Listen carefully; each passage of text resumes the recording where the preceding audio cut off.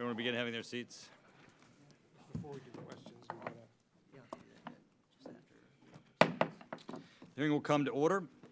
The subcommittee meets today to receive testimony on the current readiness challenges facing strike fighter fleets for the Department of the Navy. I'd like to welcome our distinguished panel of witnesses, Lieutenant General John M. Davis, Deputy Commandant of the Marine Corps for Aviation, Rear Admiral Dewolfe Chip Miller, Director of the Air Warfare Division for the U.S. Navy, and Rear Admiral Michael T. Moran, Program Executive Officer for Tactical Aircraft. I'd like to thank you all for your service and appreciate your testimony today.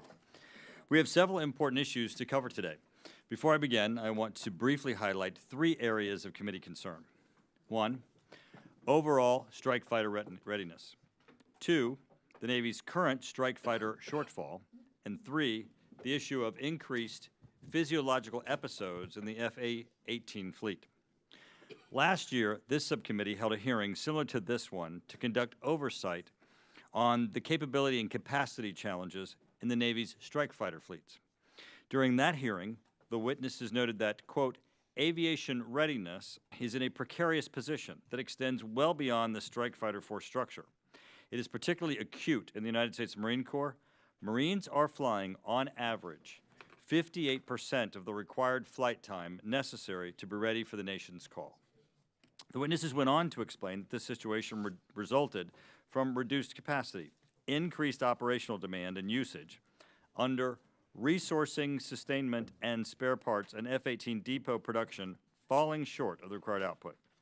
Last summer, I led a congressional delegation to Marine Corps Air Station Miramar, where I met with pilots and maintainers. And I heard firsthand their concerns regarding a lack of spare parts availability and not getting enough flight training time due to insufficient aircraft being available.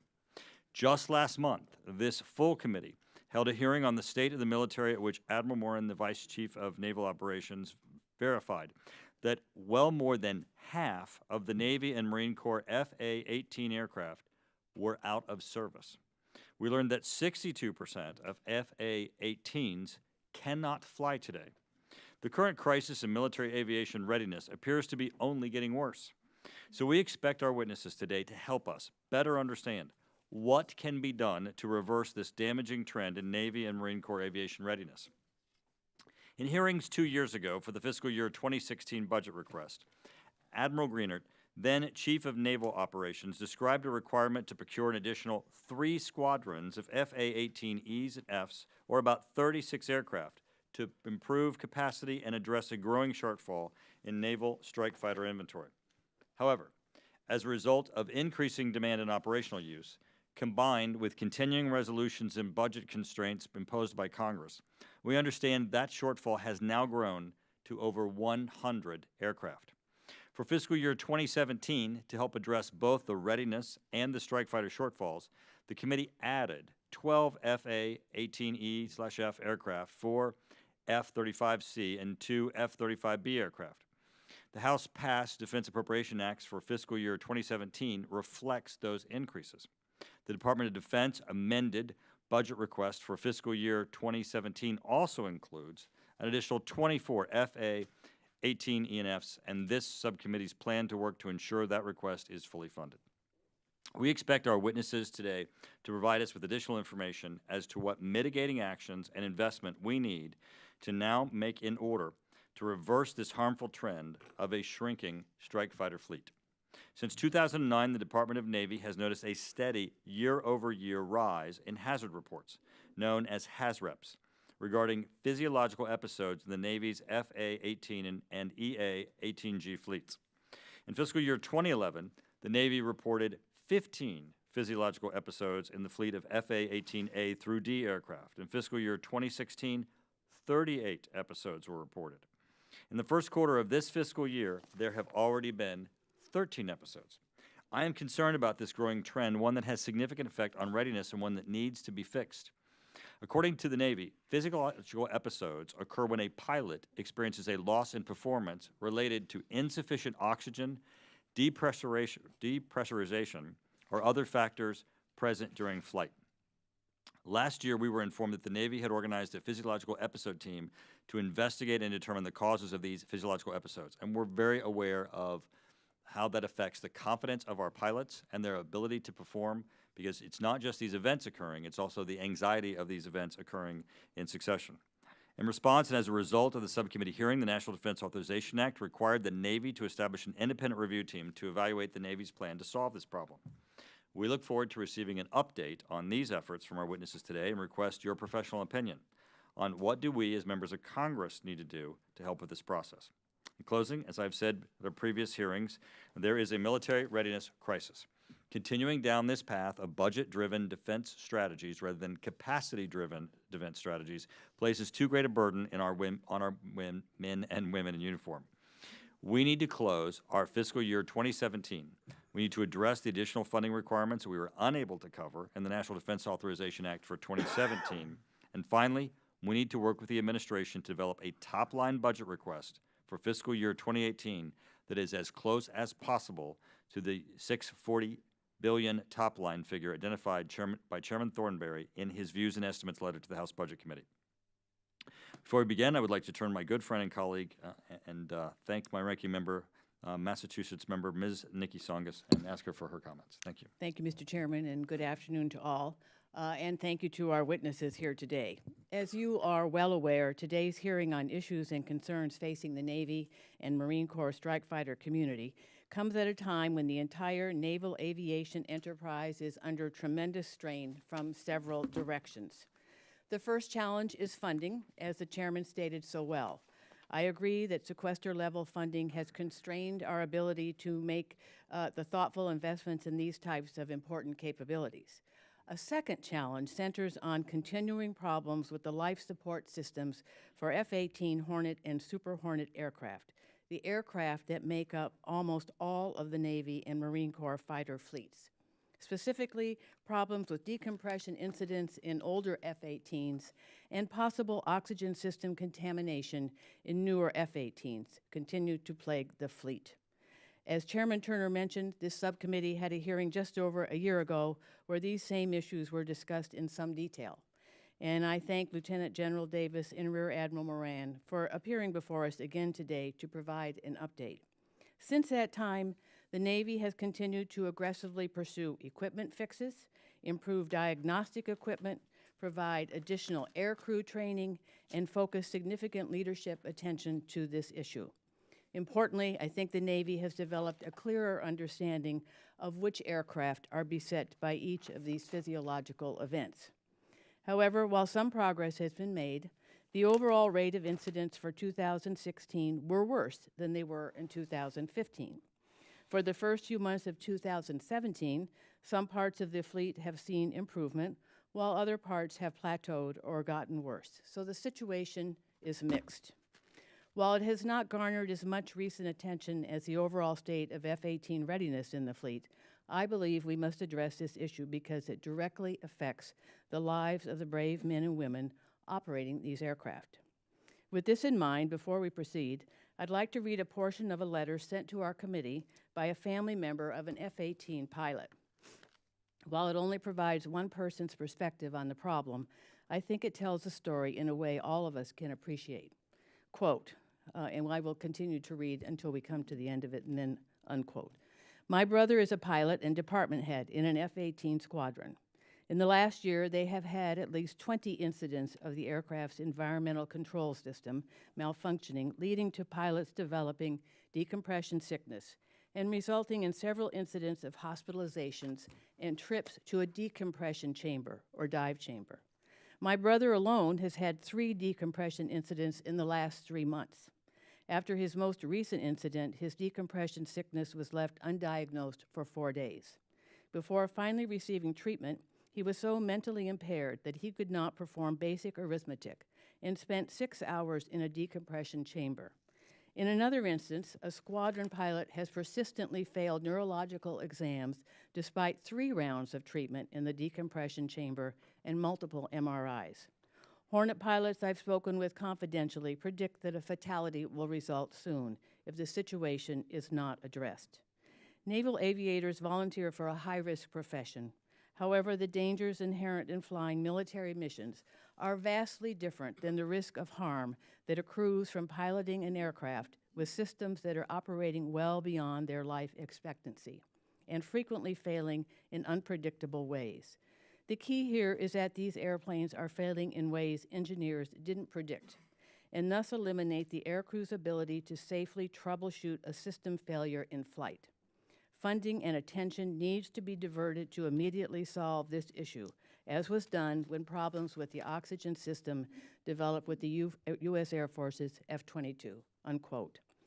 I think that letter lays out the problem as well as any facts and figures I could cite. The incidents taking place and the possible causes are admittedly complex, but the lack of overall progress, despite the best efforts of all involved, is of great concern.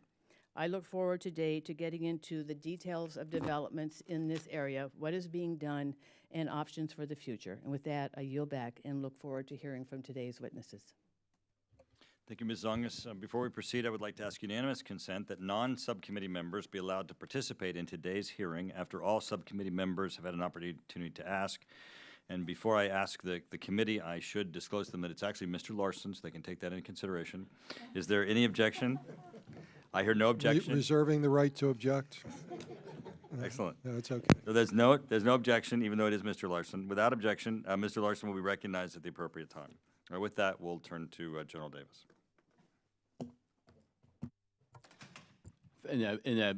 For time today, you've got my statement for the record.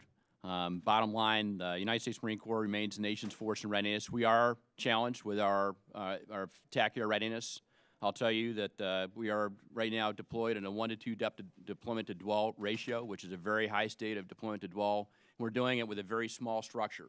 The United States Marine Corps is designed to small in size, high in readiness, and about 20 squadrons of TAC here. Right now, we've got 19. One of our reserve squadrons is cadre. So in those 19 squadrons, we're very, very, very busy, very forward deployed. I'll tell you that we're flying some of the oldest aircraft in the nation's inventory. Average age are F-18s and Harriers in the 22 to 24-year range, and those Harriers were remanufactured from day attack to radar in the early 90s. So they're even older than that on the inside. Trusty and tried and true airplane. So old airplanes doing their level best. On the F-18 inventory, today I can muster F-18s, Harriers, and F-35s. Of the about 326 aircraft I should have on my flight line, I could get airborne in about 146. All right, and we're missing some parts. Every type model series is a little bit different. I will tell you, most of that risk right now is in legacy F-18. The legacy F-18, I've got 11 squadrons of those airplanes, and they're struggling in their readiness. The Harrier, we had a readiness review. That airplane is doing well. Our F-35s are doing exceedingly well. They're in Korea right now. VMFA-121, the first forward deployed 5th-generation strike fighter, out and basically flying missions out there for General Brooks in Korea. And every day, I track those guys every day, 7 to 8 airplanes up out of the 10 that they own out there. So that's what we're looking for. We don't realize that with our F-18. We're doing better in our Harrier. So as a small force, small in size, high in readiness, we need a higher state of readiness out there. Number one for us is to recapitalize. That old fleet, we're only 13% through our TAC air recapitalization in the Marine Corps. We've just started TAC air recapitalization. So that's the F-35 program for us. And bottom line, we need to continue on with that. The second thing we need to do to basically help our readiness, I think that Admiral Miller and the team would say the same thing, is the sustainment accounts. Readiness recovery, which this committee and our Congress has been very supportive of the United States Marine Corps, the readiness recovery effort. We are making progress, but I would say it's a fragile progress. It's steady, one day at a time, readiness recovery. And a big part of that is the spare parts accounts. The number one impact for lack of readiness for the legacy platforms they fly across the spectrum of the Marine Corps is lack of spare parts, whether that's F-18s, Harriers, or our helicopters or tilt rotors. The United States Marine Corps will be ready. We'll be ready to go with what we can offer up. But I'd say that as the nation's force in readiness, we could do a better job for our young Marines that are out there, giving them the proper training, the proper amount of flight time, and in order to make them ready to go do what our nation requires them to do. They'll go forward. They'll do the best they can. They'll do a good job. But I think we owe it to them to give them more resources, more flight time, more training, more parts in order to make that go. And I think the recapitalization, it's time for the Marine Corps to do that. And I think that's the #1 thing I could ask from this committee is to keep that recapitalization on track to get us in those fifth-generation strike fighters as soon as we can. Admiral Miller. Chairman Turner, Ranking Member Tsongas, distinguished members of the subcommittee, thanks for the opportunity to come here and talk about Navy strike fighter issues. I'll also cut my opening remarks short. As General Davis said, over the past 16 years, our Navy strike fighters of F-18 Super Hornets have been flying combat missions in the Mediterranean, Arabian Sea, as well as providing much-needed presence in strategic locations such as the South China Sea. To state that the operational demand for carrier-based strike fighters has been high would be an understatement, and this demand is expected to remain high, especially given the aggressive growth from expanding naval competitors like Russia and China. So our current force, as you mentioned in your opening remarks, sir, is that we're facing a readiness challenge. And there are three main drivers from my perspective on what those causes are. One is that persistent high operational demand for naval forces. Second is funding reductions. And the third is the consistent uncertainty about when those reduced budgets will be approved. As the Vice Chief of Naval Operations testified recently, we continue to put our first team on the field, but we lack serious depth on the bench.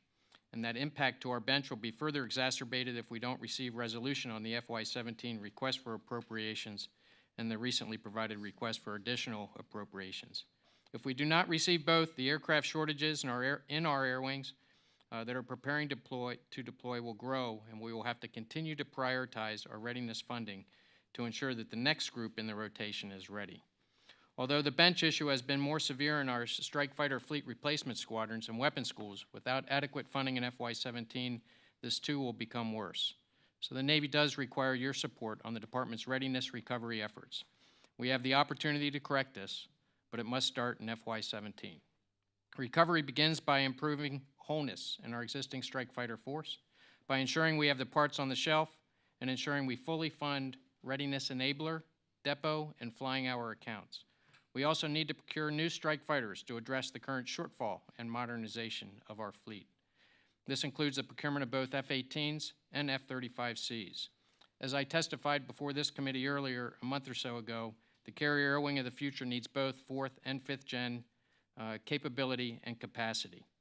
By strengthening the bedrock of our strike fighter force, filling the gaps which currently exist, and working towards a balanced 4th and 5th generation capability mix, we will field an unbeatable team, while ensuring our bench has the depth required to join the forward deployed team. Our readiness issues did not happen overnight, and we aren't going to get out of them overnight. It's going to take time and solid funding throughout the FIDP to start making that recovery reality.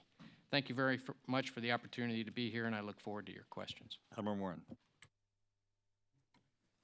Good afternoon, Mr. Chairman, Ranking Member Tsongas. Thanks for the opportunity this afternoon to testify. As the Program Executive Officer for Tactical Aircraft Programs, I'm currently focused on three priorities to improve the capacity and capability of carrier aviation to meet our nation's requirements.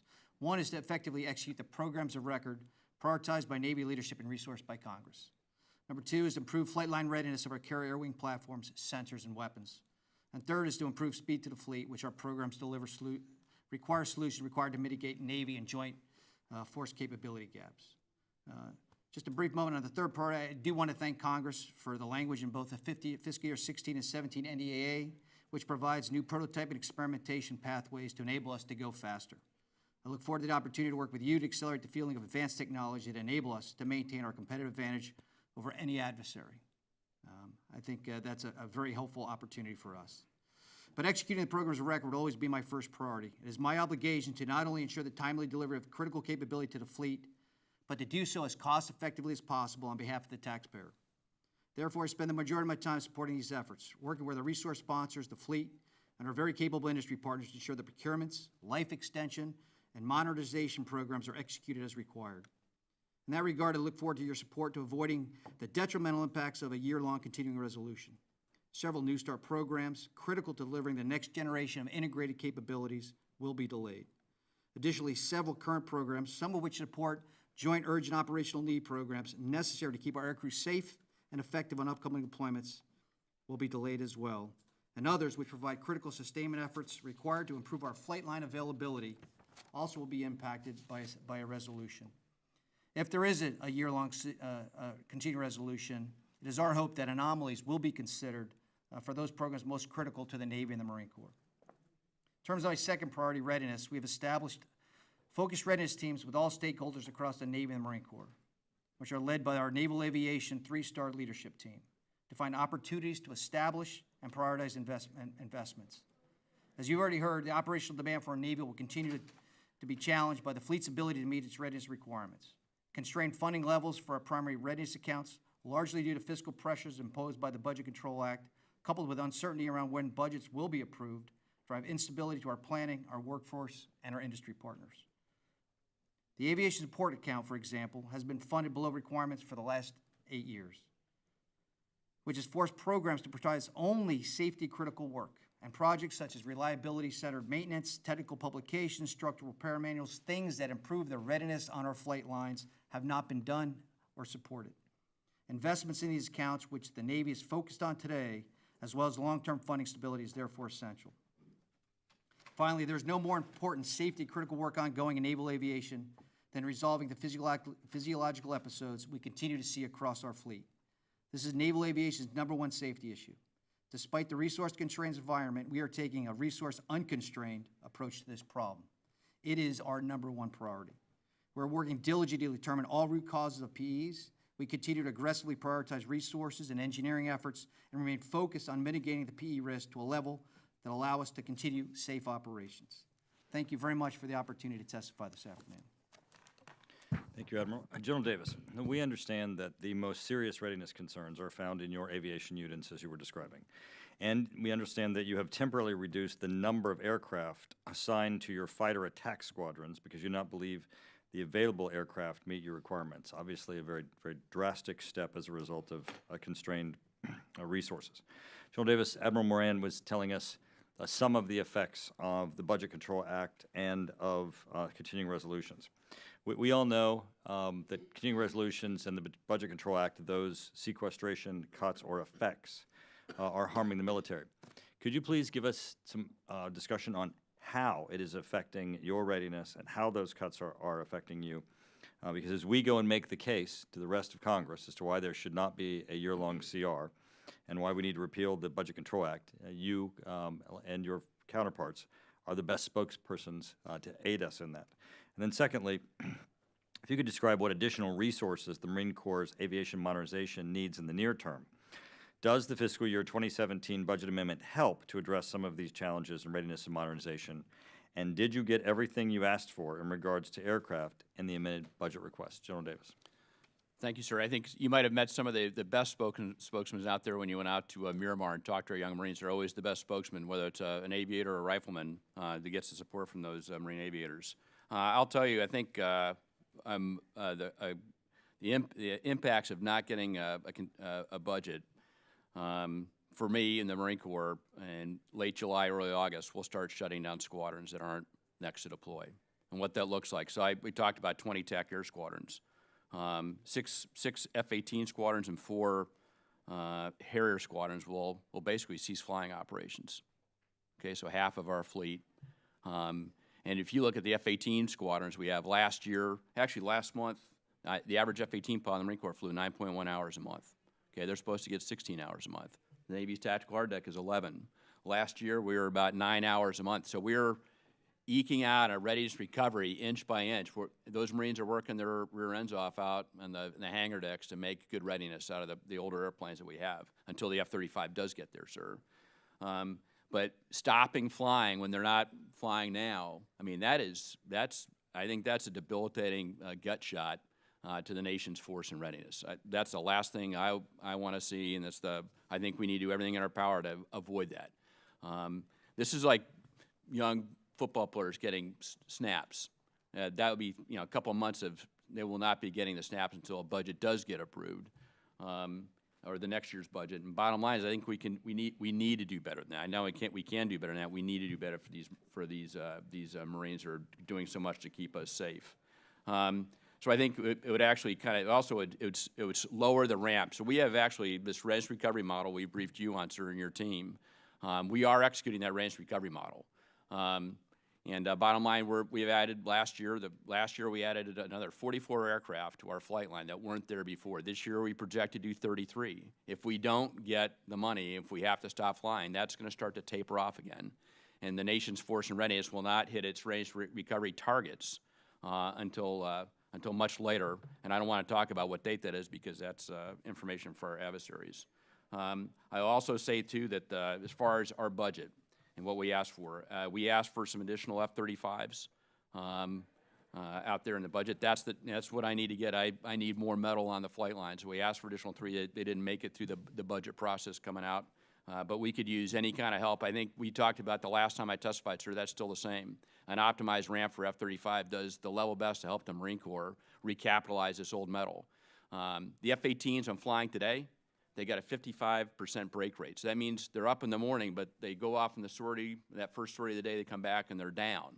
So that's usually we get 2 or 3 sorties out of those airplanes back in the day. We can't do that right now. It's just, these are tried and true war dogs. They're great airplanes, but they're tired. So getting the new airplanes, that's the ramp for over the fit up of 19, 23, 23, 23, then 30. That allows me to get out of F-18. If I was trying to take that to 2030, push that left to 2025, 2026. If there's one thing I could ask on the TACAIR side for the United States Marine Corps, besides funding our enabler accounts, would be those new airplanes. That would help us the most, sir. Thank you. General, how do you retain pilots when they're not getting to fly? Well, I've gone to visit every single unit in the Marine Corps, with the exception of the Westpac units, Congressman, and I've talked to them about that. And I appeal to them that the nation's going to need the Marine Corps. We're that force in our nation's darkest day, right? That we're going to go forward with whatever we have. We're going forward. I choose to have a fully up force that's fully trained, but we're going to go forward, just like General Neller said. So I appeal to their patriotism. I said, bottom line, the leadership, and frankly, this body here has been working hard to get us the resources to do readiness recovery, to fight for additional airplanes, to get that optimized ramp. They know that. So I appeal to their better nature, that they won't want to be left out when the balloon goes up the next time. And I talk back in history, because I've been at this for 37 years. And the folks that did get out to go do something different missed it. And all Marines like to be in the fight, and they want to go be in the next wave to go forward. So I appeal to that, but it's hard. It's hard. These are probably the very best Marines we've ever had in uniform, officer and enlisted. They are very professional people, very serious, and they want to be on that team that gets the snaps and is trained. They're not asking for a lot, but what they're demanding from me is spare parts for the airplanes, and airplanes that they can fix that will stay up once they do fix them. They're good Marines. They're the best Marines we've ever had that I've been associated with, and we're keeping enough of them. But I am worried about a number of those Marines breaking faith with me from what I can't deliver for them on the flight line. Thank you, General. Admiral Miller, as I mentioned in my opening statement, 2 years ago, Admiral Greenert, then Chief of Navy Operations, indicated that the Navy required around 36 additional aircraft to address the Navy's strike fighter shortfall. Committee staff has learned that the current shortfall requirement is now over 100 aircraft.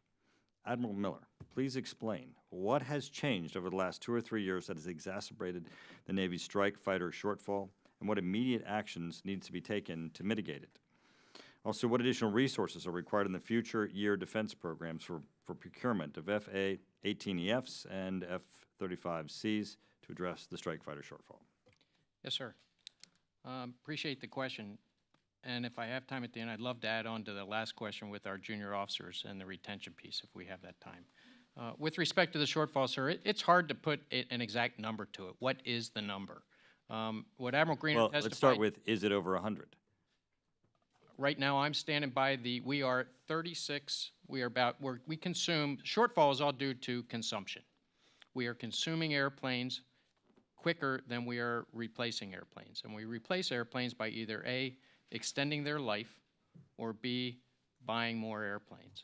And so with about 35 to 39 aircraft at the current rate that we're flying our strike fighters is what we're consuming a year, and we're not replacing it at that rate. So we've been on that pace for the last several years. When you hear quotes like, is it 100, that's when you start looking at, we realize that we're flying our strike fighter fleet at a more rapid pace, and they're driving to their 6,000-hour end of service life sooner. So starting in the early 20s, we're going to have to start inducting Super Hornets into the depots to extend their service life. And so that we're expecting about 60 to 70 airplanes possibly pulling off. So do you have to buy new airplanes to replace and get in front of that? If that's a solution set, then yes, you could argue that 100 is the number. What I'll tell you is we can manage a lot of that. What we need to do is buy airplanes. We appreciate this committee's support in the FY17 request for 24 additional FA-18s, and I can tell you that that's a great first step. You ask about the future, you know, I expect that we need to be buying airplanes, F-18s and F-35s, throughout the fit-up. Initially, as I testified to earlier, I believe that buying heavier in the F-18s because of the shortfall we currently have and because of the impending service life extension that we're going to have in the early 20s is where we need to go. Continue the ramp that we have in Pres-Bud 17 for F-35s that for the Navy sustains our IOC and our squadron transition to get at least 6 squadrons by FY24. And as the fit-up continues to march down towards the early 20s, that's when all of a sudden we now start transitioning into going and buying F-35s in a greater capacity.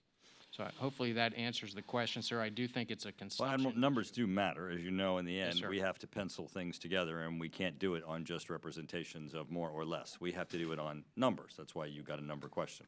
Yes, sir. But you'd like to talk about the issue of pilots not getting to fly and the effect on them.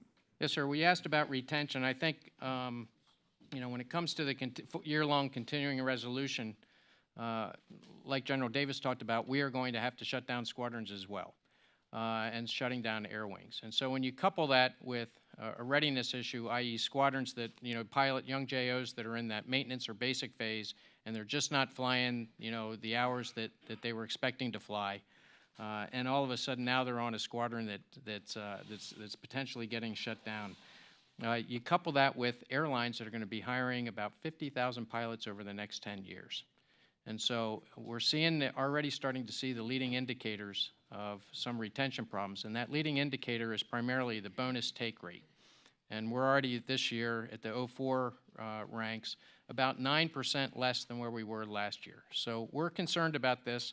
I just wanted to express that concern. I do think that, as General Davis talked about, if the junior officers are flying, they have up airplanes, their satisfaction of quality of life is going to be much higher, and they're going to stay Navy and Marine Corps. Thank you, sir. Ms. Zongas.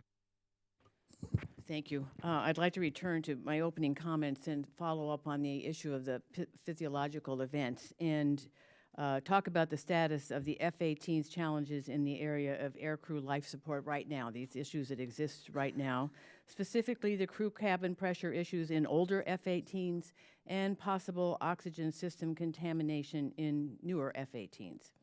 The information that you all provided to the committee for this hearing showed an increase in the rate of physiological events in all 3 elements of the F-18 fleet throughout fiscal year 2016 as compared to 2015. This included a 90% increase in the rate for F-18A through D models, a much smaller 11% increase for F-18E and F models, but a more than doubling of the rate for the EA-18G model aircraft. Admiral Miller, is that correct? Yes, ma'am. The same information provided to the committee covering the first 3 months of fiscal year 2017 showed a further 66% increase for the oldest F-18s, no increase in the rate for newer F-18s, and a 30% decrease for EA-18Gs. Are these figures correct, Admiral Miller? Yes, ma'am. And for the oldest F-18s, the data show a more than tripling of the rate of incidents from the first quarter of 2015 through the first quarter of 2017. I know that increase has gotten the attention of the Navy, and a lot is being done, and I certainly appreciate that. But the committee has been informed that the Navy has done some selective grounding of problem aircraft recently, both to reduce risk and to conduct engineering studies. So first, I'd just like to get a better sense of the scope of grounded aircraft across the fleet. Admiral Miller, can you give me a sense of how many classic or legacy F-18s are grounded across the fleet for this reason? Ma'am, I think I'd have to defer to Admiral Moran, who probably has more information on the technical data. What I can tell you is confirm the numbers that you have, because that's what we've been presented. I will tell you from a naval aviation leadership perspective, which includes all three of us at the table here, as Admiral Moran in his opening remarks said, is that air crew safety is always our #1 priority, and with regard to safety, this physiological episode issue is our #1 safety issue. Since we've testified before this committee last year, efforts have expanded considerably, mostly with aircrew training and with data collection, as well as maintenance procedures. So with that, if okay with you, I'll defer to Admiral Moran, who I think can give you a lot more information on the technical issues of how we're proceeding. Admiral Moran. Yes, ma'am, I appreciate the question. You know, we have a protocol, the Navy does. Whenever there's a PE event on any aircraft, Sir, could you move your microphone up? Yes, sir, could you hear me? It's a directional object. If you'd make it straight. Thank you. Can you hear me now, sir? Yes. There we go. Sorry about that. The protocol we have in the Navy today is any time an aircraft experiences a PE event, it is taken out of service. And so we have protocols we've developed over the last year and a half that go ahead and review every ECS component on that airplane. We check each one out. We send that and the life support systems back for an engineering investigation to verify if we can find what was a causal factor for that PE event in the airplane. So the CO of each squadron, Navy, Marine Corps, always has that ability to take that aircraft and ground it and take it out of service.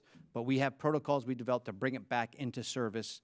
And once we go through that and verify, if we can, the causal factor and replace those ECS components to get it back into a flyable state. We've had a couple instances in airplanes that were bad performers that were repeat no matter what the air crew or the maintainers did on the airplane. We get it flying, we'd experience some kind of PE event. So we would take that, and the fleet really was great for us. We transferred that to Pax River, Maryland, and we took it to our test squadron, and we instrumented that airplane. We still have it. And so we instrumented the whole ECS system to try to figure out where the problems were on some of these components within ECS systems. So we're still going through that process. We've learned a ton on some of the valves and switches in that system that we just previously have not replaced kind of replaced them on an as-failed nature. So if the fleet reported them as failed, we replace them. And so we've determined that, hey, we're not going to do that anymore. From what we're seeing, we're going to do what we call force replacement. So let's get back on a schedule time period to replace these parts and components. And the Naval Supply System DLA have been fantastic. We've been going after the supply base, going to find the parts and components so we can do this force reset. We call it the ECS reset because we just didn't do that on some of these airplanes. And so now kind of getting to that piece. So hopefully that answers your question, ma'am.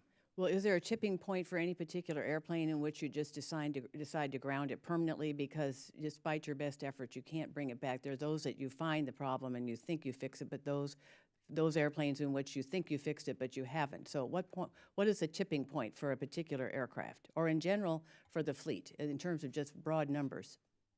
Yes, ma'am. So we do have what we call a strike board that Admiral Miller is responsible for, working with the TICOMs out in the fleet on balancing that. And so all of that information, whether it's a PE or there's a structural challenge with the airplane that's just too costly to go ahead and repair, we go ahead and make that determination to strike it from the inventory and not do anything more with that. The only airplane, we've had two now, that we've really had a hard time fixing in terms of the PE, that no matter what we did, we couldn't do it. The one of them is in Pax River now. The other one we're considering taking down. We're going to do what we call really a teardown of the complete ECS system on that airplane. And so I think the fleet's in the position now is taking that one out of service too, because that'll give us insight, because there's just some components that are really hard to get that are embedded in the airframe structure that we want to get a better look at. So this is all part of that ECS reset for the Legacy Hornets. And I will tell you, lessons learned. We're going after that really hard on the Super Hornet fleet as well. So we have two airplanes in Boeing right now as we speak that are part of the SLAP effort for the Super Hornet, and there are learning aircraft so we can understand material condition. We just put Boeing on contract. Hey, as we tear that aircraft apart, both of those aircraft, let's look at the ECS system from beginning to end to understand it. So when we go ahead and take that into the sustainment mods in the early 20s, we're going after the ECS system from the get-go on that airplane. Well, I appreciate these efforts, but I ask these questions so we have a sense of where things go from here. Because as all three of you know so well, the majority of both the Navy and the Air Force's strike fighter fleet is made up of both older and newer F-18s, which you're addressing. And that was not the case with the Air Force when it grounded the F-22 fleet. Whereas the Air Force could ground its F-22 fleet without major, albeit serious, consequences for its overall operations, grounding the F-18 fleet would have far-reaching implications for the majority of naval strike missions. So I highlight this point to underscore the importance of the work being done by the independent review team and the physiological episode team, and if we have time, I'll follow up with questions about that. But also just wanted to draw attention again to the mitigation efforts you all are investing in to keep your pilots safe, whether it's wearing a dive watch so that they know if there's a decompression incident, their fleet awareness training for hypoxia, decompression chambers to help pilots who have experienced the depressurization. I think this tells you how very serious this issue is, and it calls for some real solutions. Mr. LoBiondo. Thank you, Mr. Chairman. Thank you all for being here. So with the last 2 to 3 years, the Navy strike fighter shortfall, is it all due to dollars? I mean, would dollars have, if you had the dollars, would that have solved the shortfall problem? Or is it more than that? I think we can both chime in on this, sir. When I look at readiness, in my mind, I tie readiness to dollars. Shortfall, I tie that to consumption, op tempo, and the fact that we're flying airplanes to their end of service life sooner. So in terms of readiness, which is still taking airplanes that we own today that are on the flight line that aren't able to fly, that's 62%. It's getting those airplanes into flyable status. That absolutely is tied to funding. On the shortfall, yes, we mitigate that by buying more airplanes, and we need to do that, but that's primarily due to op tempo and consumption. So the readiness problem with spare parts that are just not available, we can't, I mean, I apologize for my ignorance, but we just can't anticipate what we may need based on experience from the same planes and the same problems, and have parts available ready in a more ready state? If I could answer that, sir, we've done 4 reviews now, independent outside reviews looking in at each of our type model series in the Marine Corps to understand the readiness equation. It's not just it's new airplanes, it's spare parts. It's also how we retain and train our enlisted maintainers, both Navy and Marine Corps, to get maximum readiness out of those platforms. I will say that when the budgets got decremented, when we kind of a constrained budget environment, everybody's trying to survive. They're trying to modernize because they can't. You've got to replace the old metal is dying out. You've got to try to replace that. But also too, I think we underfunded our spares accounts. And frankly, that's what we're dealing with. And with if we had to go to a continuing resolution, I think we're in the Department of the Navy. We're funded at about 67% of our spares requirements in 17. Okay, some of that additional money in 17 would go to get us up to the max executable amount of spare parts, certainly for the United States Marine Corps, 88%. As much money as I could spend in 17 to go get those spare parts in a line. So if you look across the Marine Corps for all of my type model series, for the older airplanes, and even some of the newer ones we haven't bought the parts for, accounts been marked.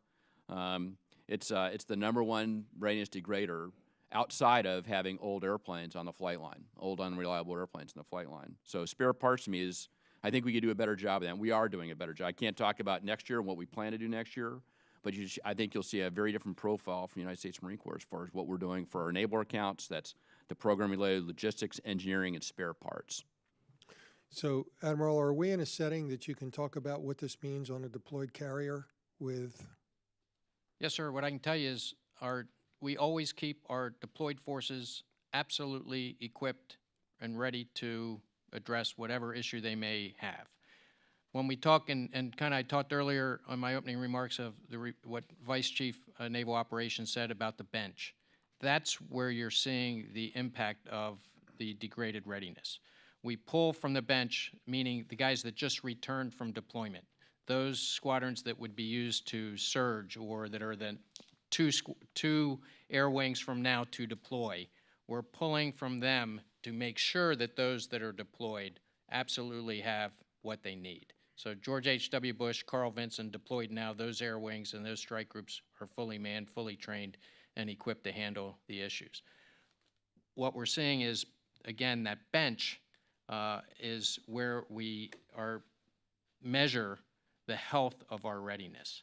And so as General Davis talked about the enabler accounts, just to give you a sense, over the last 5 to 6 years, those enabler accounts are those program-related engineering, logistics, the tech pub manuals, spare parts. We've been underfunding those accounts at the 50 or 60% for several years, and that's what's taken its toll. So what the request for additional appropriations does in this 17 request, it really is focused on readiness. And it funds those accounts to the 90 to 100%. And so as General Davis said, we're going to need, we didn't get here overnight, we're going to need to sustain this as we move forward. But your help with what we've just put in this budget will help out greatly, sir. Okay. Thank you very much. Okay, the order of asking questions for those members who were here before the gavel will be Mr. Carbajal, Mr. Cook, Mr. Knight, Mr. Kelly, Mr. Whitman, and then we'll go to those who were after the gavel. Mr. Carbajal. Thank you, Chairman Turner and Ranking Member Tsongas, and thank you to all our witnesses that are here today. The committee was informed that there was a possible breathing air contamination incident involving an Australian Air Force F-18 aircraft that is being carefully studied by the Navy. In this event, after the pilot in question landed, he was reportedly disoriented, slow, struggled to remove items from the jet, unsteady on his feet, and had degraded cognitive ability that lasted about 30 minutes. In addition, ground personnel that later sat in the cockpit and breathed air from the aircraft system exhibited some of those same symptoms. The Navy's briefing to the committee concluded the Navy suspects that lubricants, engine fluids, and other materials may be getting ingested into the oxygen generation system, which depends on bleed air from the aircraft's engines and converted into more dangerous materials through a chemical process that is not yet fully understood. Can all of you provide an update on the status of the investigation of this particular incident? And also, what has been learned so far? Is contamination stemming from the F-18 engines ingesting toxic materials a possible cause of the Super Hornet's sustained physiological event rate?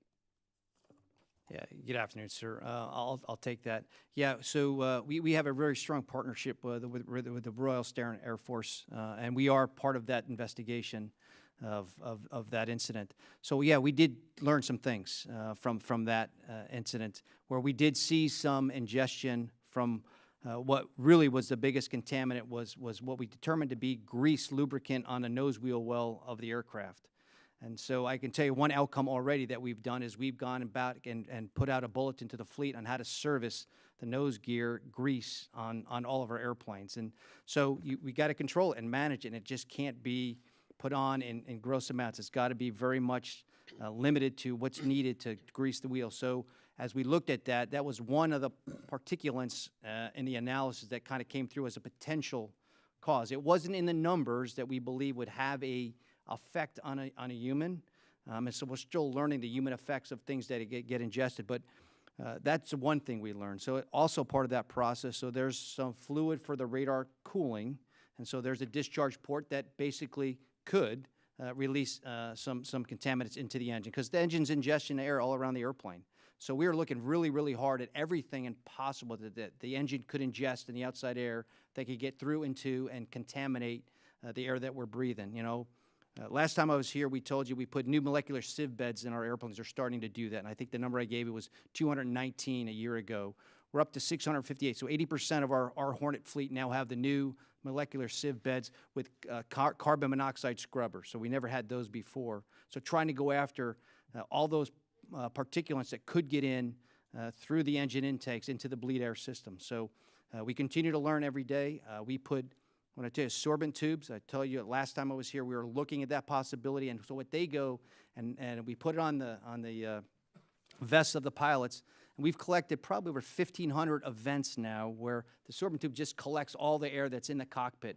And we measure that to see what contaminants are in there. Two things have come. One is we haven't had sorbent tube in an airplane when we had a P event. So we've been looking for that opportunity. So out of 1,200 events, we just haven't had one. But with the new sieve beds that are in, we see a decrease in the contaminant, the particulates in the air that's being breathed. So not that it's getting rid of everything, but we're seeing lower levels, so that's a positive sign. And one of the reasons, ma'am, I think we're seeing a little bit less increase on the Super Hornet side, which is more contamination rather than the pressurization problems we're seeing in Legacy. So there is some positive piece there. Thank you. Sir, you asked for all of us. We operate the F-18 Legacy Hornet A through D. About 11 squadrons of those, plus a training squadron. We also have F-35s and AV-8s that run on an OBOGS system and prowlers that run liquid oxygen. We're not having any problems with the liquid oxygen prowlers or the Harriers or the F-35s. On the F-18s, we track this as a team all the time, so Congressman Zongas, we watch it like a hawk. So anytime the Navy has an issue, I review that report in detail and talked with Admiral Grosskлагs and Admiral Shoemaker. We aren't seeing right now the number of problems. We haven't seen any of the hypoxia events in our Legacy Hornets, and we're tracking. We're not seeing a debilitating problem with any kind of pressurization problem, but we watch it very closely. I want to let you know that you didn't ask me, but we are tracking that very closely. And so if we do have that, we share that up and down the team. But we haven't seen big problems inside, and maybe it's because we only have 2 squadrons that are tactical integrated. We don't know why. Right now with the Navy, why we're not having the problems. But to date, we have not had big problems with OBOGs or pressurization in our Legacy F-18s. Thank you. I yield back. Mr. Cook. Thank you, Mr. Chairman. Admiral Miller, I believe it was you that mentioned about this rehab that's going to take place at Boeing. Was it the SLAP program? Did I understand I'm sorry, Admiral Moran. Whereabouts is that physically going to happen? I mean, which Boeing facility? That will be in Boeing St. Louis, sir. Okay. So to kind of get an eye, if I wanted to go there to have it, I'm very visceral. I have to have it. I'm not very bright like you guys. I have to see it in progress and everything like that. I could go to St. Louis and get an explanation on that because I'm very, very interested in that, on how we can correct the problem if possible. So, Yeah, absolutely, sir. Love to have you out there and show you the 2 airplanes that are in the teardown mode today. okay, I want to switch gears a little bit, and I want to talk about the General, the EA-6s. And when I was at Cherry Point last year, they're still on the flight line. I think you, got 4 or 5 of them there now? Am I wrong? 3 squadrons, sir. 3, and you elected not to go with the Growler, and we're waiting for the F-35.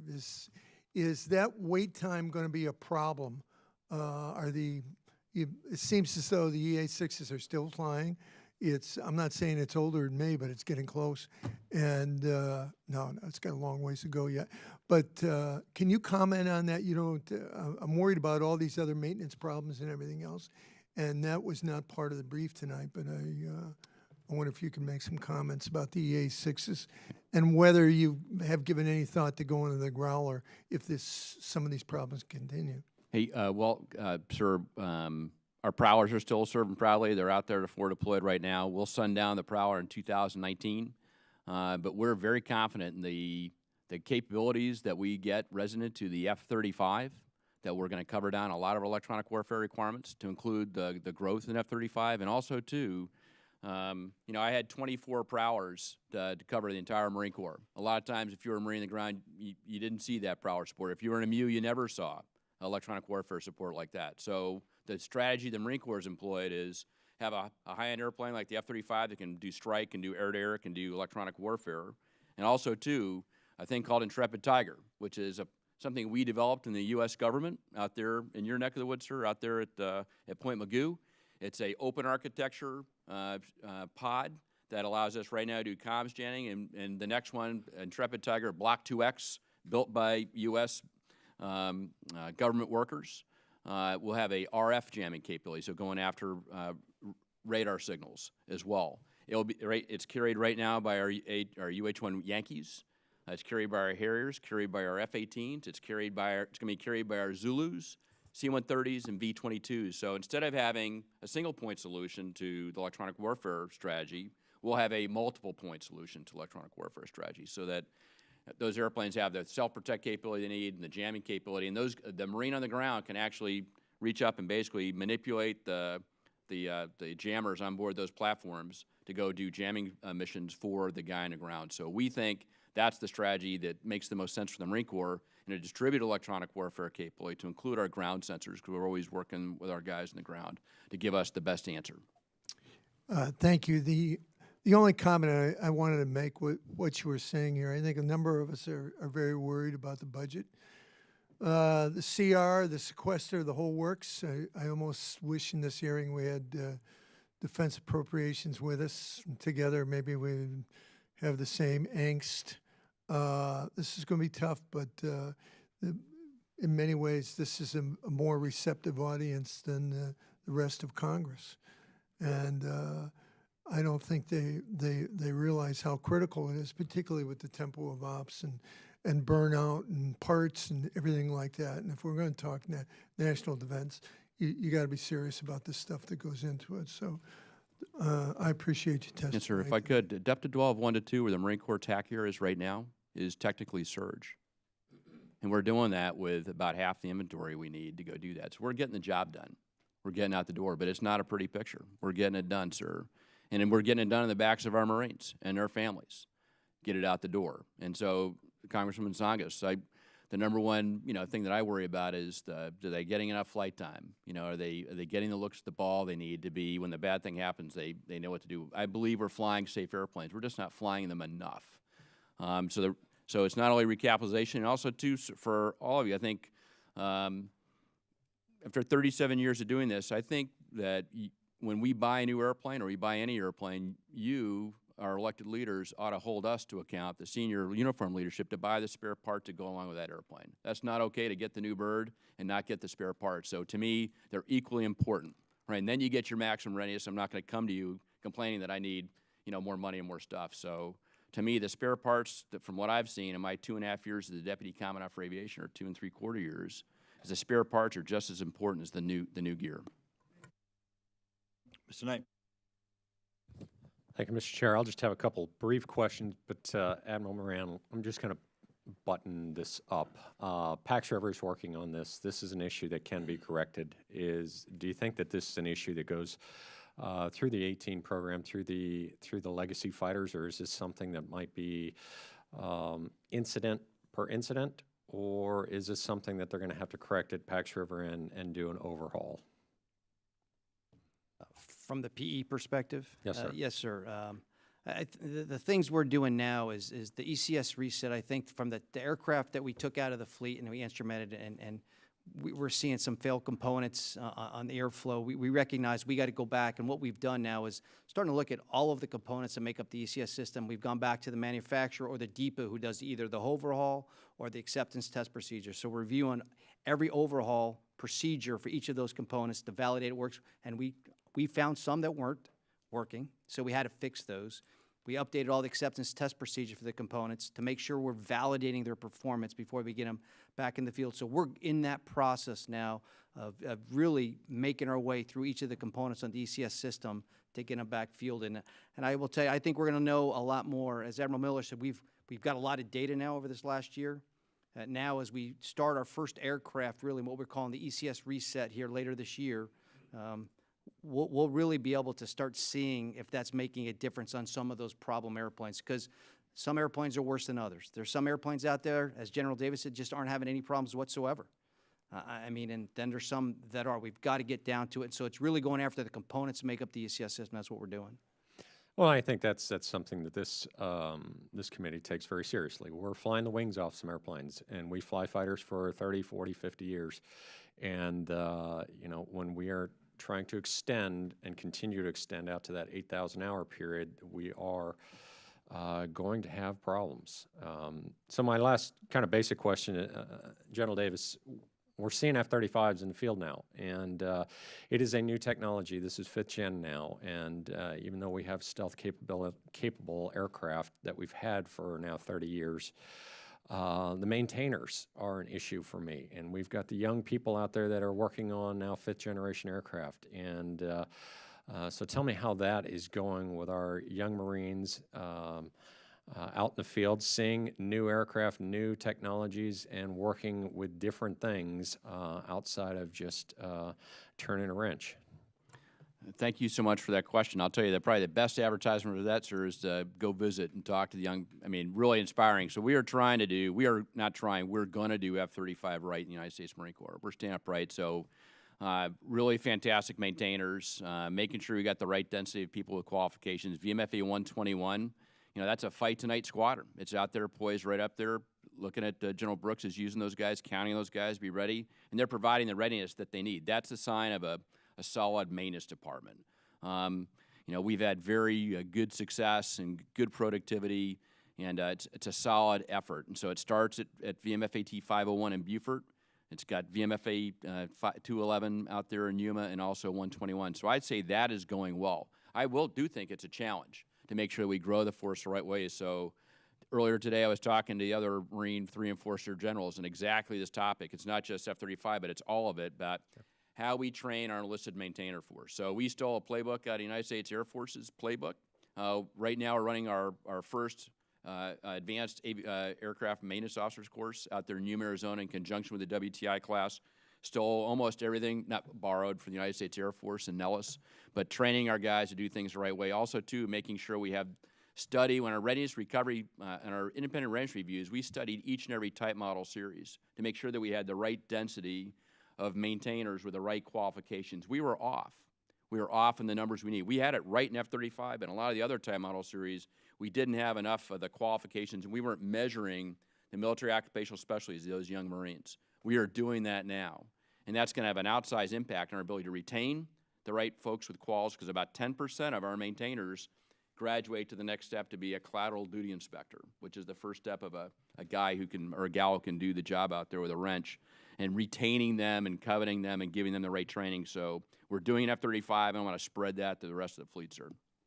Thank you very much. I yield back, Mr. Chair. Mr. Kelly.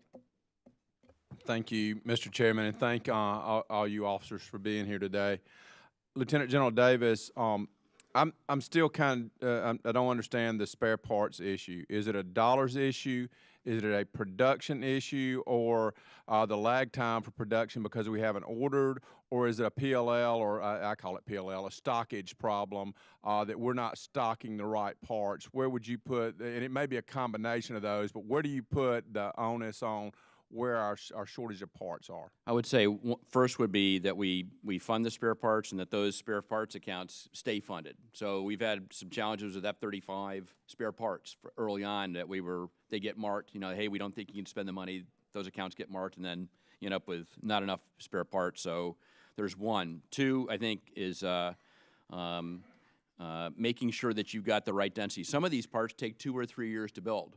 So if you're dealing in 1 year money all the time for spare parts funding, that a lot of times doesn't allow you to buy the parts you need for some of these airplanes, like the CH-53 Echo in a case in point. About 30% non-mission capable supply. We're getting better at that now, but we had to go after that in concerted effort, stealing a page out of the Army's book about how they sustain their CH-47s and H-60s. And then the other part of that would be reliability, holding the manufacturers accountable for producing the parts and the quality they need to make sure that they last according to design specifications. So I'd say it's multifaceted. Each type model series is a little bit different, but all of it, you have to have a holistic strategy for spares, just like you do a holistic strategy for sustainment for the platform, for buying new airplanes, and for how you might take something like a F-18 Super Hornet through a a service life extension program in the course of its life. I think we'll do that with everything we own. But to me, the spare parts are absolutely a critical enabler. And I'll tell you, the Marines or sailors will get the part they need for the airplane, but they'll expend 3 times the maintenance effort if it's not on the shelf when they go look for it. They're going to go take it off the parts bin that's got a bureau number on it. Another airplane that maybe deferred maintenance, whatever, they'll take that part off. So that's one maintenance action. They'll take the part off the bad airplane, go take a part off another airplane, put it on there. So it's 3 or 4 maintenance actions for the lack of a spare part of the shelf. So I think just demand that you hold us accountable for doing a good job with that and letting you know when our spare parts accounts aren't right-sized. Well, I get that, but also you got to hold us accountable as Congress, because you kind of know what's going to break on equipment after you've exercised it for a while. sir. But if you don't have the money because your PLL or your parts supply, your dollars are too low to order the things that you know you're going to break, then what that does is delay maintenance and receiving that part and all those other things. Is that not correct, General Davis? It is, sir, and I think it's all of it. It's it's easy to advocate for a new flying machine.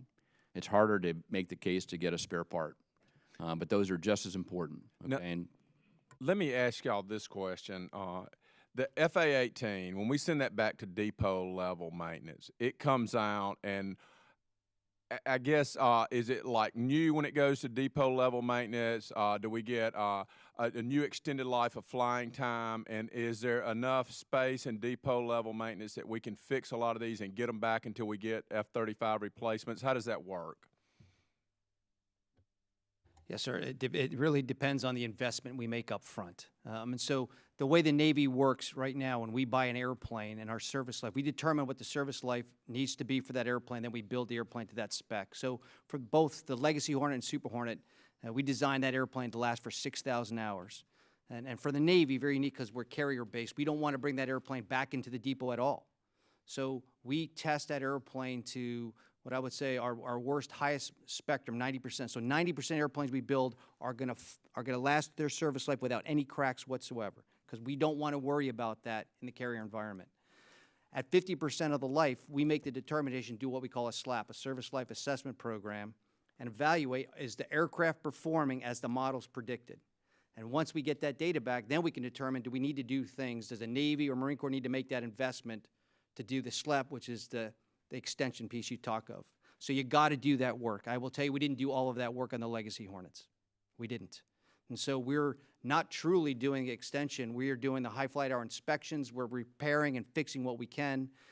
And the material condition past the service life is really what we uncover things that you can't predict structurally.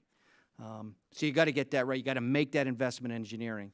So the most critical thing for the United States Navy today, in my opinion, is getting, and as we have done, get the engineering right for the Super Hornet SLAP that we've done, and getting the engineering done for the ECP kits and the SLEP. So when it goes into the depot, we have the material, the parts replacement, and the full kit, and how to go ahead and repair that airplane so they can get it through. The Legacy today, every airplane is different. We're learning. We don't have all that engineering work and all the material in place. That's why they're delayed. That's why we've gone to the Boeing company and challenged them. Let's get the engineering done with the mods, because the concurrency of the overlap of those two is very detrimental to predicting outcome of those airplanes. Thank you, Mr. Chairman. I yield back. Thank you, Mr. Whitman. Thank you, Mr. Chairman. Gentlemen, thank you so much for joining us today. Thank you for all that you're doing under some pretty trying circumstances. Lieutenant General Davis and Rear Admiral Miller, I wanted to ask you specifically about the impact on pilots. You laid out what we're doing with service life extensions and acquisition of new aircraft, but I want to take a step back, because I think the most important element of that is, where are we with our pilots? Last summer, Admiral Manazar laid out for us the concept in the Navy Marine Corps of tiered readiness. As pilots begin to fly through maintenance cycles, pre-deployment cycles, they work up to have that high-end capability in their training. One of the things he pointed out was the impact on young pilots not getting as many flying hours, both in the maintenance cycle, but also in those high-end situations with multiple aircraft like they get at Fallon. And then also what happens, too, when our pilots then, through the years, become squadron commanders. And instead of a squadron commander having about 2,000 hours of flying time, all of a sudden now they have about 1,500 hours of flying time. and what happens when then they find themselves in this high-end fight, or their members of the squadron are going to them as their commanding pilots there in that high-end conflict, about that experience that's so critical. Give me your perspective about where we are today, because that's not ground that we can make up with those leaders. So I want to ask both of you all to comment on that. Yes, sir, if I could. Two things. I talked with the Marine 3 and 4 stars about that very topic today. And small distinction, Marine Corps doesn't do tiered readiness, sir. Okay. You know, we're small, designed to be small, and Right. I can't say the number of squadrons that go forward when something big happens, but it's a large percentage of our stuff. So we have to be ready. So where we are right now is unacceptable, so we got to drive through that. What I say, and I remember I go back to what I was like as a young officer. And I was a guy who joined the Marine Corps not knowing we had airplanes, so bear with me here. But bottom line is I needed to get a number of looks. And your progression, you get into a squadron, you get through your training squadron, your fleet replacement squadron.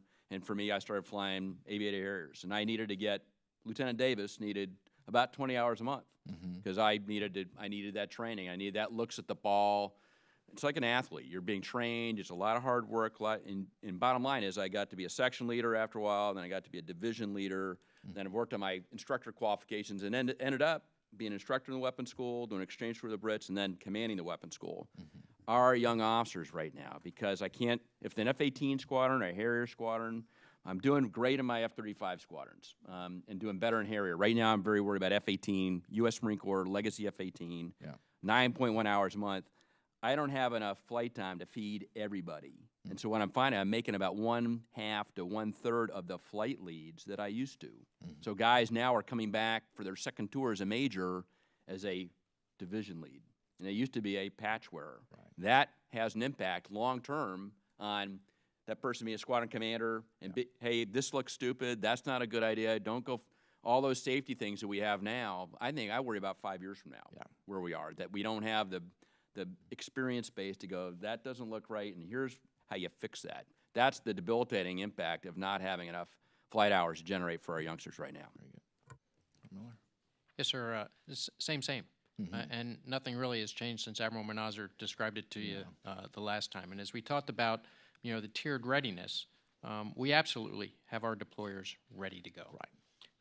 Where we're seeing the impact of the situation that we're in right now with our current readiness situation, which really is, you know, having the airplanes to fly, the hours for each of these young pilots, is found, you know, post-deployment as they're in the maintenance and basic phase.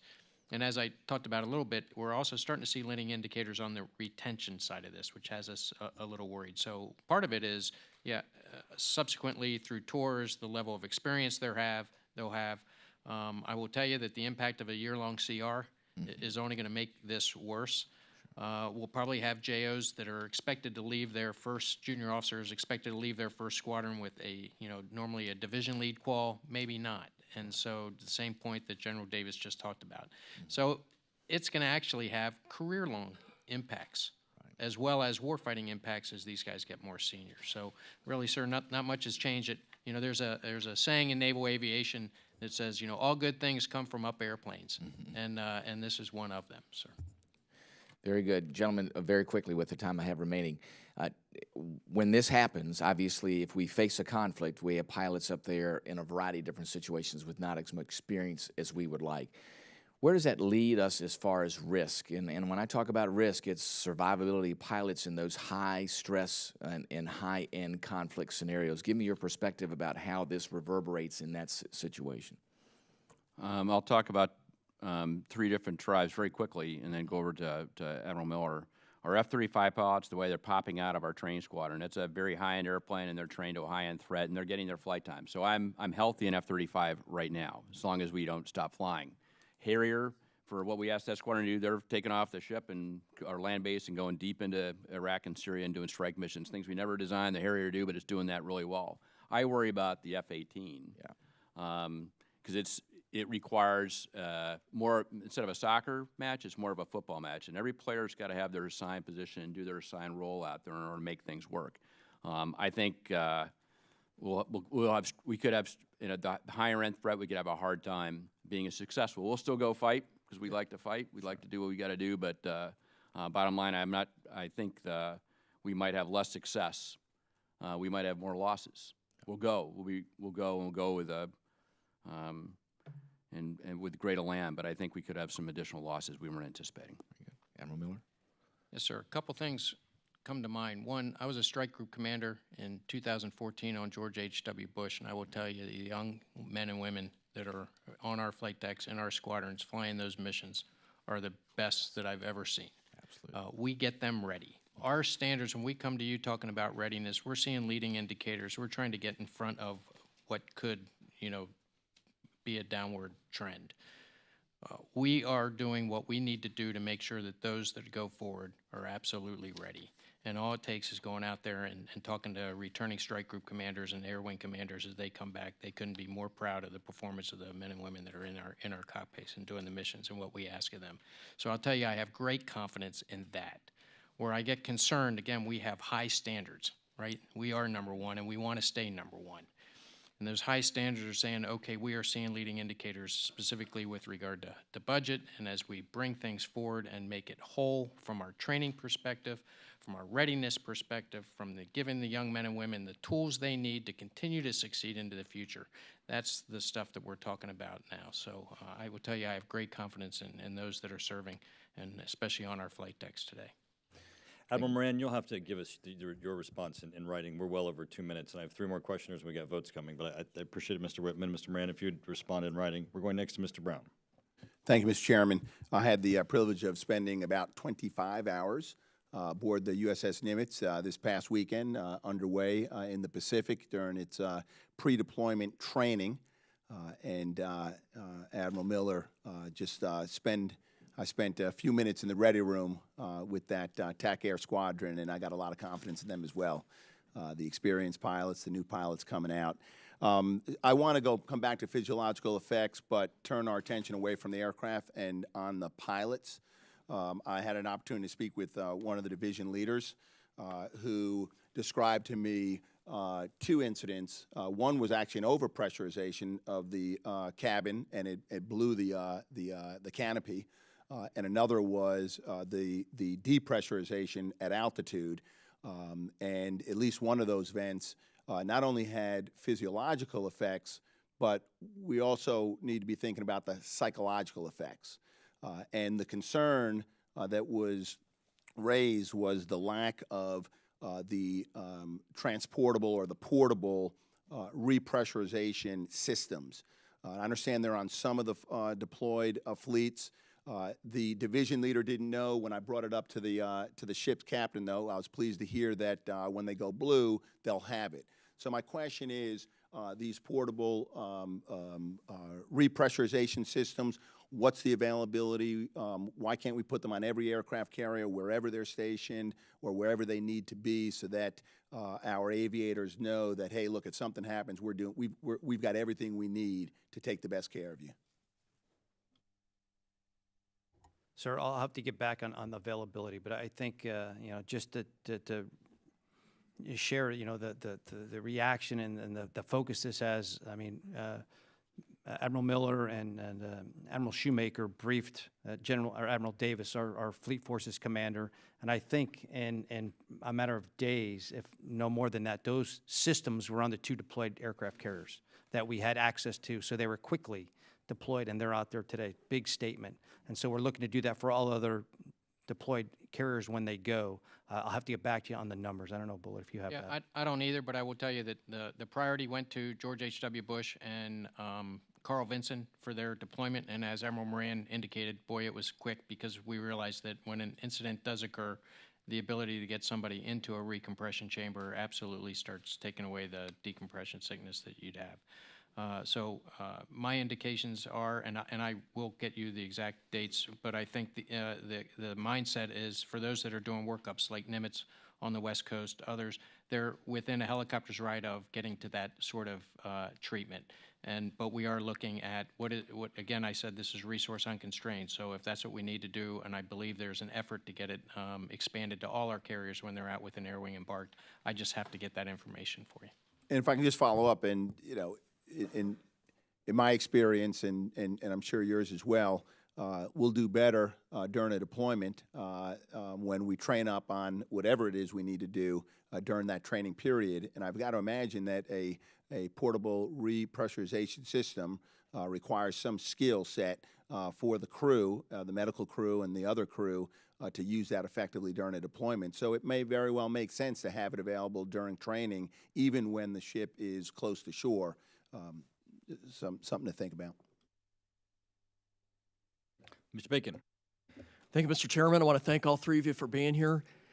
I was fortunate enough to command 4 different flying squadrons, and I think I know the story. Old aircraft, lack of parts, not enough maintenance folks on the line, being stretched very thin, flying half the hours to a third of the hours, people behind on instructor upgrade, evaluator upgrade, going to weapons school.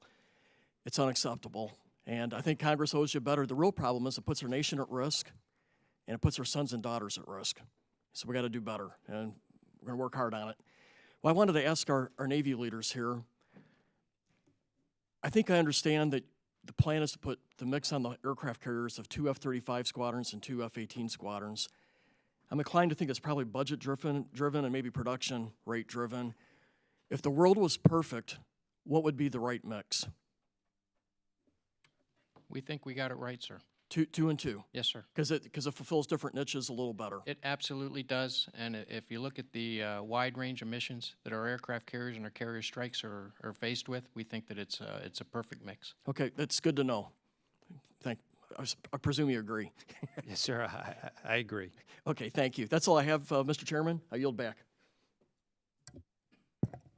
Mr. Langevin. Thank you, Mr. Chairman. I want to thank our witnesses for your testimony. I want to thank you especially for your service to the country. It was recently discovered that the F-35C pilots were experiencing vibration issues during catapult launches under certain conditions. As the safety of our service members is of great concern to me, and I know many of my colleagues, I'm greatly interested in the resolution of this issue that occurs during such a critical phase of flight. Have mitigation efforts been identified and validated to your knowledge, and what are the expected cost impacts, and how has the issue affected the planned schedule for the IOC? Yes, sir. So what you're talking about, what we're calling NZ oscillations, and it's the when the F-35, when we took it out to sea during the recent DT3 developmental test 3 at sea test period. It was the first time taking fleet pilots out, and the aircraft, as it goes through its catapult stroke, it's having a pretty violent catapult stroke. So initial oscillations right off when the catapult initially fires, and then again as it reaches the end of its catapult stroke. So the answers to your question, a lot of them we don't have the answers yet, because the engineers from Naval and the engineers from Lockheed Martin and the Joint Program Office are hard at work at coming up with solutions. I will tell you that they recently conducted some tests out at Lakehurst at our test bed site that has our catapult, land-based catapult site in Lakehurst, New Jersey. And what they were looking at there is there's a holdback bar that has, if you will, holds the airplane back when you put the catapult into tension. And so then as the catapult fires, that holdback bar releases. So what we did in the F-18, this was also happened in the early versions of the F-18, we had a similar issue. We released some of the pressure that it took to actually, where that holdback bar would release a little sooner. So that was the testing that's happening at Lakehurst right now. So we're hopeful that that's going to yield positive results. I haven't seen the data from that yet. General Bogdan may have more, as the Joint Program Office is the one honcho in this. We're clearly watching it. Our hopes is then to take the airplane back out to sea in this fall, and hopefully by then we'll see if that does have an impact, and then we'll take it out to sea and test it under real life conditions to see if we're successfly through that, sir. Okay, thank you, Admiral. I know we look forward to getting the follow-up on that. You bet. So do you foresee any issues with software delivery and test, weapons integration, or other aspects of development that threaten to delay the F-35C IOC currently planned for late 2018 or 2019. Well, the software is the same for the B and the C, so I think we're on track. I think probably the number one thing, the software, we're running 3I right now. We're flying that in the skies over Korea, and that's working very well for us. 3F is the next. We're actually flying that and testing it right now. We're getting better and better with that every day. So I have a high degree of confidence that 3F is going to work and be, if not on schedule, very close to on schedule. Though I think the number one thing that all of us are concerned about is following modernization and making sure that those accounts stay funded. In a lot of ways, what this airplane brings, it's almost like I remember when we first got the F-18 and the Harrier. I was around when we got those, but the airplanes we fly today are vastly different than the ones we got back then. So we have to make sure that we keep the follow-on modernization going and keep those block increments coming in. It brings warfighting capability that our nation needs for that overmatch requirement that the chairman and the Secretary of Defense talk about. Really important we keep that going. So I think software's tracking, and I think the follow-on modernization is the other part of that we need to keep on track, sir. The other thing I'll add, sir, is our IOC for the F-35C is event-driven. So although there's a time aspect to it, it's completion of system development demonstration, the SDD phase, completion of initial operational test and evaluation. Our first squadron starts its transition in FY18, and the first deployment isn't until FY21. So although I don't want to say we aren't concerned, we'll continue to put pressure and watch this as it continues to progress. But right now, we're fairly confident that the JPO has given this the attention it deserves.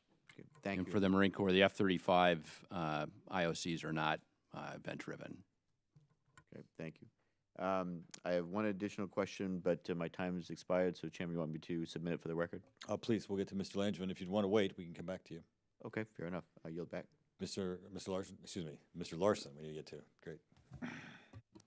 Thank you, and thanks for the indulgence as well, Mr. Chairman, for allowing me to sit in on this. Admiral Moran, I've talked about almost every F-18 except the one I really care about, the Growler. They're all Naval Air Station Woodby Island, and this gets to the OBOGs issue. And I guess I need an update, because according to your numbers, the OBOG rate, or the PE rate, has gone from 90.83 to about 63.69, and Representative Songas covered that. But that's just through, looks like 1, 2, 3 months so far. And it's still, so it's lower than last year, but it's still higher than the 014 to 15 rate, which is 3 times as high as a 13 to 14 rate. It's still pretty high. And I was told last year in a briefing that as the issue as pilots and crew become more aware, we'd naturally see an increase in PE because of reporting, which I certainly understand, but still 63.69 as a rate is still much higher than even 2 years ago. So I don't know that, it doesn't seem to me that it's just an awareness issue anymore. And so what are you doing now with regards to the G? Because you've talked about E's and F's and every other letter in the alphabet up to G, but not G. Yeah. Yes, sir. So I will tell you, after, I tell you, in 16, we had a couple months that were exceedingly high. Back in June of 16, we had 8 events, which is almost double the average of events that we had in a couple months prior. So, excuse me, the clock's not running, and I want to be sure it's something going on here. I don't want, yeah, thanks, go ahead. yes, sir.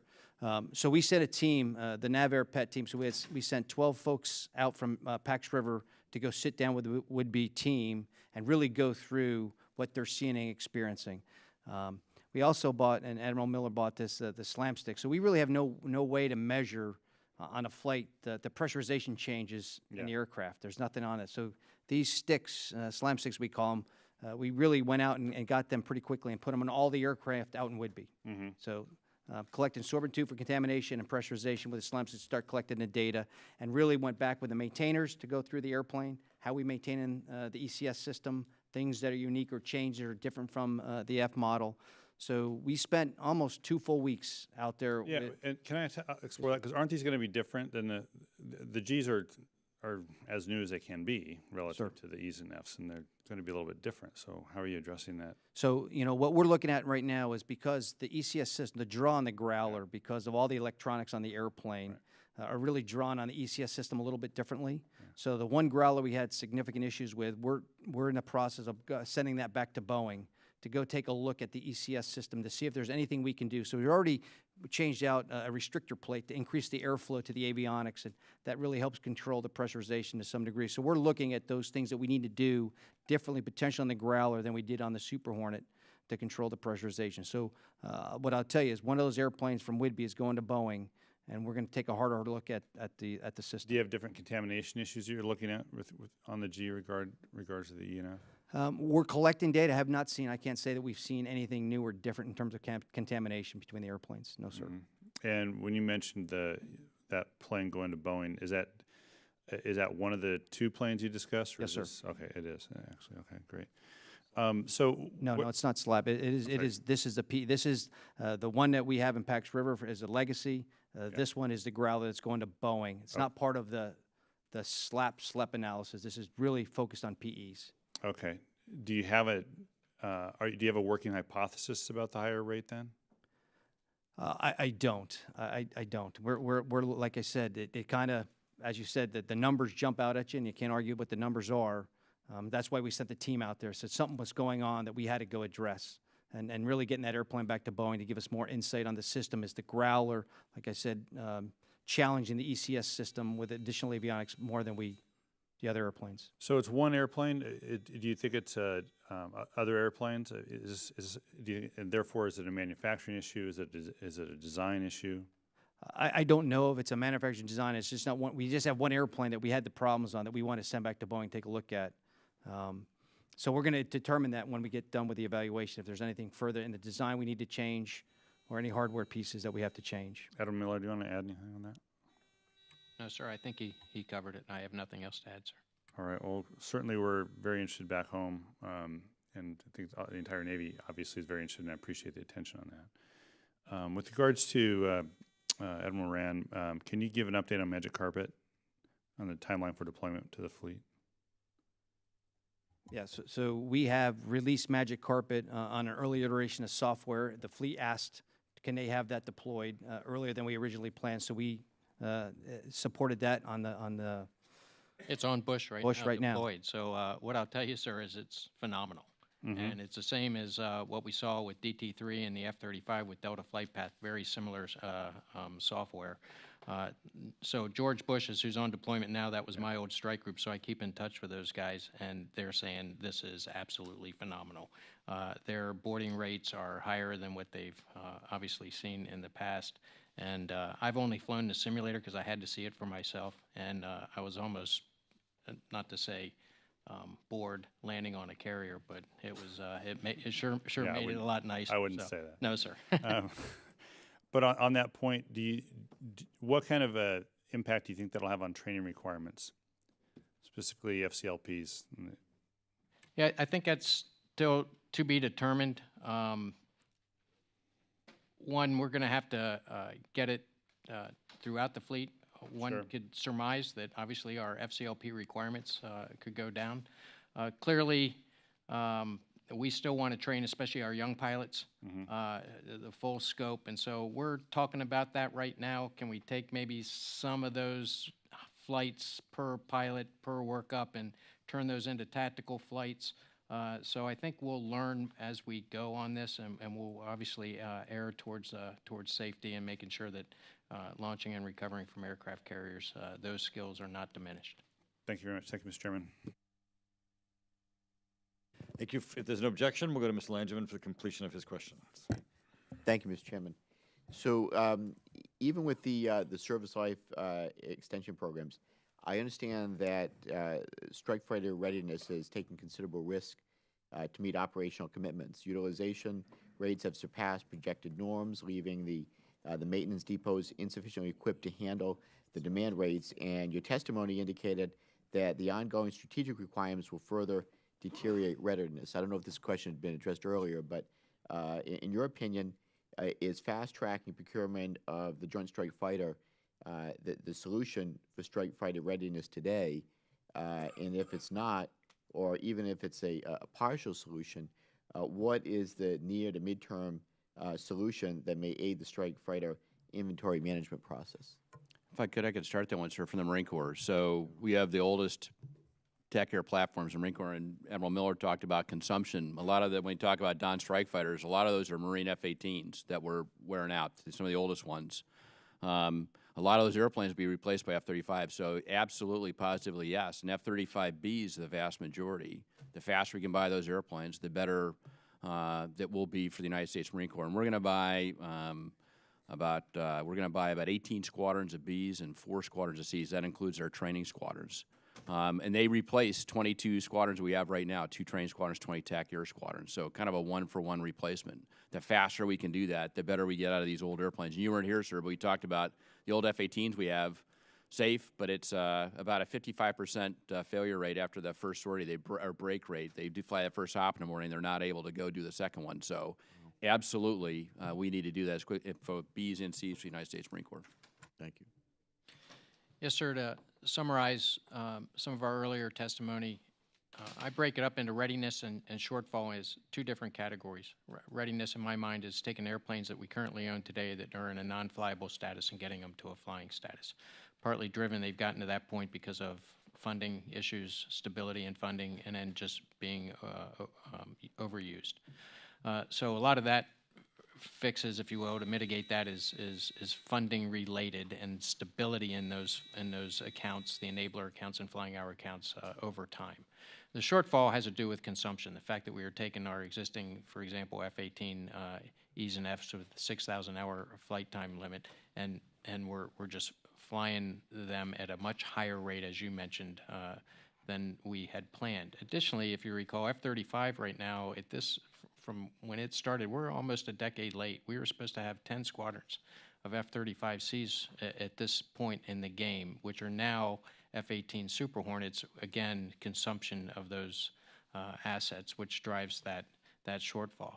So in essence, sir, I think as far as the procurement goes to address the shortfall needs, we need to be buying both F-18s and F-35s. Thank you, gentlemen. Again, thank you for your testimony here and your service to the country. Thank you, Mr. Chairman. I'll yield back to you. Our final and brief question will be by Ms. Zongas. I just wanted to follow up on the independent review team. Last year's NDAA mandated that the Navy put together one that you would report to us by December 1st. I'd take the answer in writing, but just wanted to know where that stands, the composition, what your timelines are. Do you expect to meet that December 1st deadline? So just because these incidents are ongoing and very serious, and do think this team has an important role to play. So leave it at that, but thank you all for your testimony today. No question then? I did. I take the answer in writing. Oh, excellent. Well, in that case, we'll be adjourned. Thank you.